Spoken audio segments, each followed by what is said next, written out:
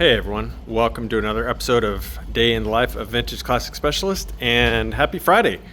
So today was double cab day here, bay window double cab day in the shop. I worked on this beauty all day and managed to get some things done and get some parts on order and stuff like that. So trying to kind of pick back up on this one and get it going here. So those of you that follow the channel regularly have probably heard me talk about the challenges I was having getting a hold of the guy that sells the air conditioning kit that I want to use on this car, Gilmore Enterprises. And I literally tried for about a month to get a hold of this guy and just could not get a hold of him. And I was starting to think I was going to have to come up with a plan B, which I wasn't really happy with at all. Because so the setup that Gilmore makes for these is custom made for these buses, and they make them for pretty much all models of Volkswagens. But it the in-cab unit, the evaporator, it fits up kind of tucks up underneath the dash here. It hangs down a little bit, but then it pretty much integrates into the stock ventilation system, where it actually blows out of the vents in the dash. So and again, it integrates really nice. And I really wanted to use that system for those reasons. The other options are kind of like what we put on the 69 EV Beetle, and that's fine on the Beetle, and it looks pretty good on there. But on a double cab, the challenge is that you can't really use the center of the dash because it's got the emergency brake is like dead nut center on the dash. So the options that I was looking at, again, like in the EV Beetle, are about like 16 inches wide and maybe 6 inches tall and I don't know, 15, 16 inches deep.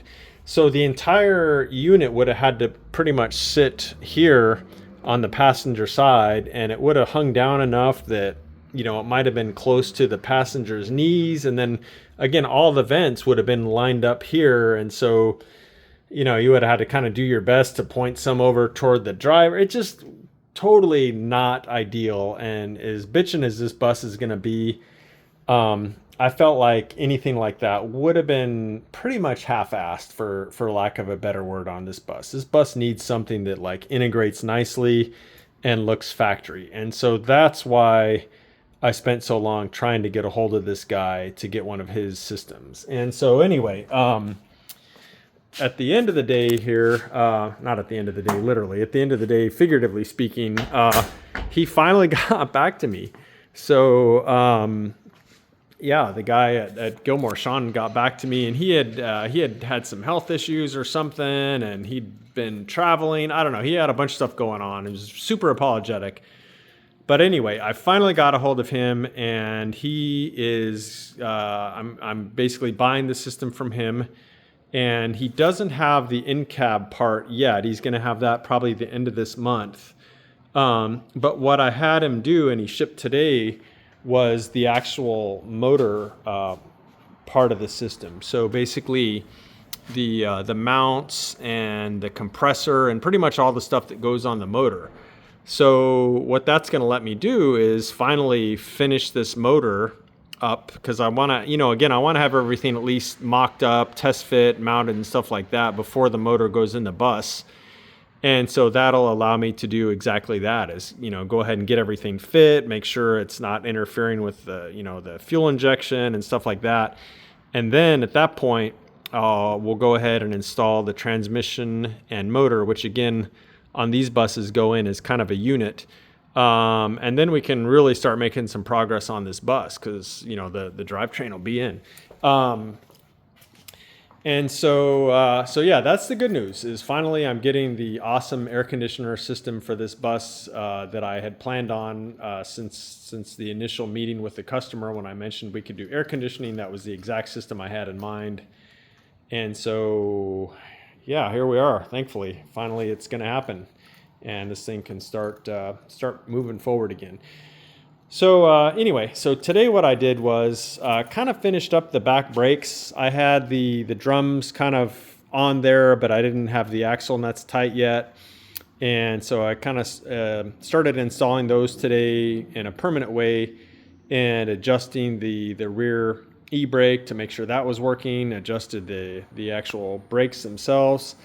And what I found was on this side was the tube that sort of comes out of the body that the e-brake cable housing goes on. So kind of like from the drum or the backing plate up to the body, that tube there that the actual cable runs through. The tube in the body on this side, for whatever reason, was like 0.6 of an inch shorter than on the other side. And so when I adjusted the emergency brake cables at the handle and would give it a pull, the driver's side was locking the drum up nice as you'd expect, but this side I could still grab the drum and just turn it.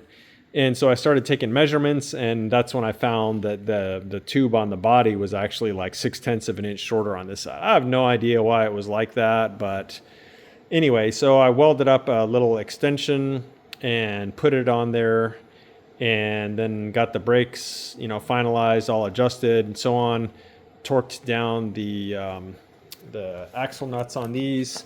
Those of you that have been following the channel for a while may remember that I actually had a buddy of mine machine kind of the outside of these nuts down to clear the wheels. So you can see how the nut is barely fitting through there. So yeah, we kind of machined those off.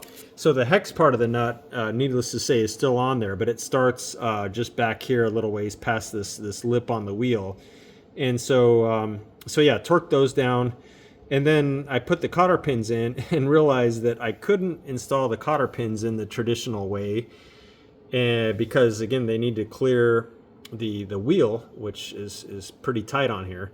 So what I did was I kind of twisted the cotter pins, I guess, 90 degrees to how they would normally go, so that the head of the cotter pin fits down in the groove in the nut, and then the tails of the cotter pin, instead of having them go that way and that way, I bent them down like that. So kind of installed the cotter pin in I guess like a non-traditional way, but it allows everything to clear the wheel, and the cotter pin will work just fine at being a cotter pin. There's no way the nut is gonna be able to back itself off the way this is installed. It'll be just as functional as it would be if it was installed in the traditional way. But yeah, I just had to get a little creative on how I put that in there, again, just for these clearance issues. Anyway, so yeah, long story short, got the rear drums on, the brakes adjusted, and started mocking up the, putting the wheels on. And it was making me pretty nervous because that does not look like a lot of clearance right there. But the way that the trailing arms work on these is so this car is IRS, which means the axles are double jointed. So the wheels travel more or less straight up and down, but they do actually travel on a little bit of an arc because of the geometry of the trailing arms. So luckily, as the wheel goes up, it does kind of tuck in a little bit like that. And so once we put both back wheels on and got the car on the ground, Jacob and I both, sort of grabbed the back of the car and were pushing down and kind of bouncing it as hard as we could to get some suspension travel. And sure enough, it actually clears. So it's a little tight, but it's actually fine. So, and actually it looks kind of bitchin'. Sorry. Yeah, I actually like the way they sit. It looks kind of nice. And this bus is a hot rod, so it makes sense that the wheels would be kind of fat looking and stuff. So yeah, that one was making me nervous, but after we tested it, I felt much better, and it actually clears. So there you go. So that was the back. The front was causing some little issues. So I pulled the adapters off. And I saw this before and figured I'd have to solve it sooner or later. Well, it's sooner or later is now. And so this is the adapter that goes on the front. Actually, here you can see on this side. That goes on the front rotors. So you can see how this is bolted on here to give it the wide 5 pattern from whatever pattern this is. I honestly don't know what these hubs are, or what these rotors are even off. I'm not sure what this pattern is. But nonetheless, this is the adapter that come with whatever brake kit he has, and I don't know where this brake kit came from. It was on the car when we got it. But anyway, so with his wheels as such as they are, and these adapters, you can actually see like here and here, here and here, and so on, where the lug nuts that hold this adapter to the rotor are interfering with the back side of the wheel. So let's see if I can even show this here. If you can see through there, you see where the lug nut is there? I'm moving it back and forth. So that's actually hitting the back side of the wheel where I just showed. And so I went ahead and pulled the adapter off the passenger side so I could take some measurements, and I measured, and basically the lug nuts are holding the adapter up by about 50 thou from actually sitting flush on this surface of the wheel. So pretty much what I'm gonna do is machine 50 thou off these nuts, and you can actually see that there's probably almost 50 thou worth of nut that's going beyond the stud that it's attached to. So I can pretty much shave these down enough to get that clearance and not even lose any thread engagement. So yeah, once I took those measurements and stuff, I was pretty happy to see that I can just kind of shorten these lug nuts a little bit, not really lose any strength per se, and I should be able to get the clearance. The other thing I might do is kind of like we did on the rear axle nuts, is I may put these up in my lathe and knock off kind of the tips of the hex, you know, maybe just the last, I don't know, millimeter or so there beyond where I trim them in this direction, just to give a little bit more clearance, and then still have plenty of hex left to tighten these down. The good thing with these is once they're on, they get Loctited on. No one would ever really remove these. So, you know, as far as having the actual hex part shortened, you know, really pretty much just need to tighten them once and Loctite them, and then that's it. And then as the wheel comes off and on, that's all with these studs here. So yeah, another problem more or less solved, or at least I have a plan that that should take care of it.